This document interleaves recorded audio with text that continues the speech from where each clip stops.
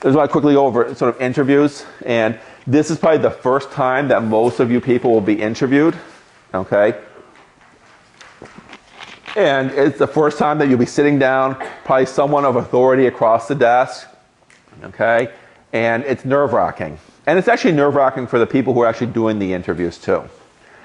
The general rule is that people who actually work in college admissions are generally very nice, and they understand that this is probably your first or second or third time interviewing. You're not a professional interviewer, and so they're going to ask you questions that sort of really dealing around with who you are. They want to know who you are, and they want to see that you have communication skills, okay? They want to see you be able to articulate your goals and to articulate your motivations. That's why they interview you now, okay? Where things get a little bit dicey is when you have alumni interviews. And I tell people at all costs, try not to do an alumni interview. And I'll tell you why. I was at this thing yesterday I talked about from the University of Pennsylvania, and one guy there actually made people do a test on Excel, okay? A 10-minute test on an Excel model before he'd even start to talk to them and interview them. And I was thinking, what does that have to do with an interview and a person seeing if their motivations or their fit are good for the University of Pennsylvania? Well, he thought he had just sort of like struck the most genius thing ever. He thought it was brilliant what he was making people do. I thought it was like really kind of offensive that someone could be an artist and not know Excel at all.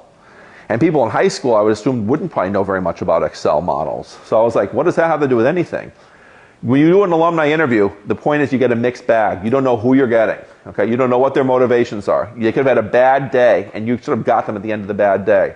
Then they could have had a fight with their wife, okay? And then you come in for an interview, and there's no way you're ever going to make a good impression, because the guy can think about how bad is my day. I just had this huge fight with my wife, and no matter how impressive you try to be, you're never going to break the mold. Okay, you're never going to chisel through that person.